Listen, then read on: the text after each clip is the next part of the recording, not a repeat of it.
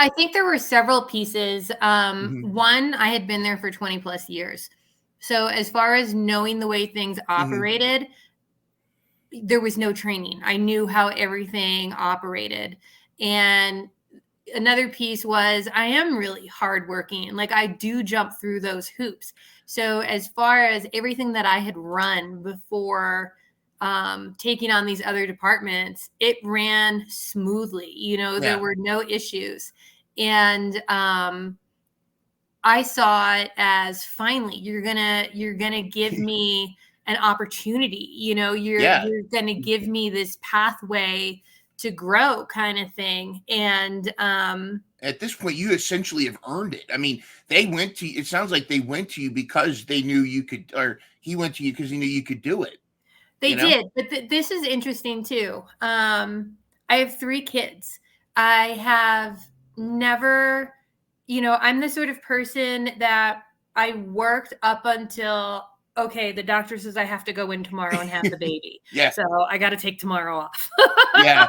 I mean, I literally worked up until the day I had my kids. And then I came back to work as soon as, I was able to come back to work. And it wasn't until I sort of aged out that he was like, well, she's not going to have any more kids. Maybe we can give her some more responsibility now. And, I don't know. I, I feel like with my specific situation, I feel like the person that I worked for, a lot of other people had called him a misogynist. A Mhm. lot of other people had said, this is he's a really hard person to work for, and he was. Yeah. And several problems that I had with him, he had a really volatile temper. He had a history of grabbing employees by the neck and shaking them and saying, what were you thinking? And the crazy part is, a different employee went to our superior about this and said, Mhm. hey, this person is doing this. And to give you some perspective, he's a former professional baseball player. Oh, So he was about 6'2", 6'3", um, had upwards of 200 pounds, but like a big guy, yeah. And so there was definitely a major intimidation factor just with him being angry, never mind grabbing you around the neck kind of thing. Yeah. So this other person went to our superior, who happened to be a former NFL player. And so anyway, the NFL player, the senior director, he came to me and asked me if this had happened.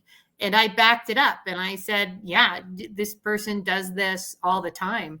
And they asked me, what do you do? And I go, I get my job done. So that doesn't happen. Like, Yeah. Right? Yes, it has happened to me and I've seen him do it to other people, but I make sure that my stuff is tight and right. So I Yeah. fly under the radar with anything. Mhm. And I thought, this is awesome. I didn't have to be the one to make the waves. HR was going to talk to me next. And that interview never came. No HR what? No, the senior director basically slapped his hand and said, Jerry, stop touching the employees. And then COVID happened and we lost HR. HR became like, you did all your onboarding as the hiring manager. You create a case in the computer if you have a problem with something.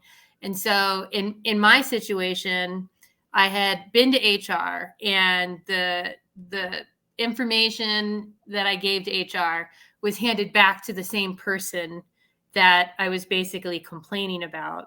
I had another person who complained about this same director to his superior, and he got a slap on the wrist for it.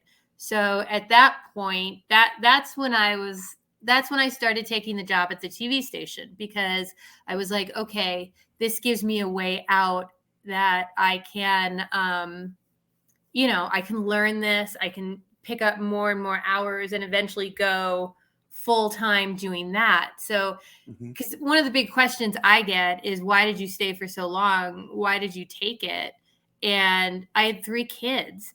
I had Yeah. 3 kids, and I live in an area that is one of the most expensive areas in the country as far as the disparity between the people who own fourth and fifth houses here Yeah. and the people who work here. Yeah.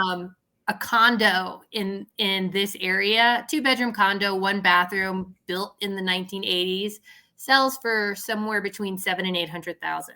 So to pay rent here is ridiculous, and to Yeah. raise 3 kids, it's you can't just leave and not have a paycheck. And so I kept trying to make that plan, and I Mhm. kept thinking, if I just work harder.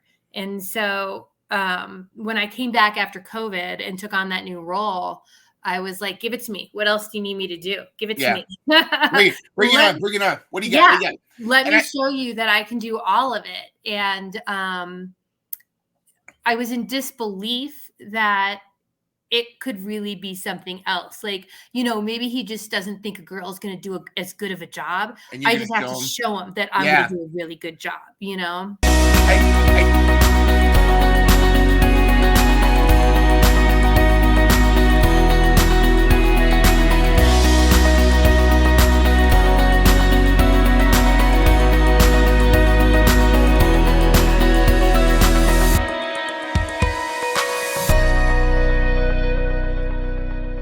catch new episodes of Mental Health Mondays every Monday morning at 7 a.m. Start your week off with a smile and some inspiration.